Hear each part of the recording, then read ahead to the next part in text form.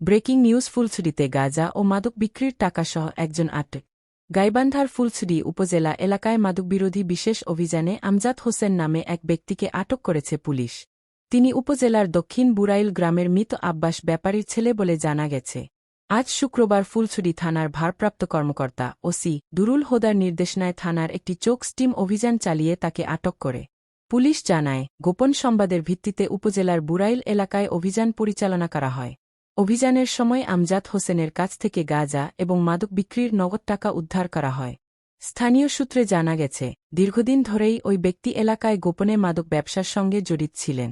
বিষয়টি নিয়ে এলাকাবাসীর মধ্যে স্বস্তি ফিরে এসেছে বলে জানা যায়। বাংলাদেশ পুলিশ জানিয়েছে, মাদকের বিরুদ্ধে তাদের অভিযান চলমান রয়েছে এবং আটক ব্যক্তির বিরুদ্ধে আইনগত ব্যবস্থা প্রক্রিয়াধীন।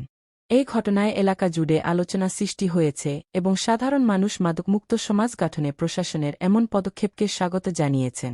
আরও আপডেট পেতে আমাদের সাথেই থাকুন।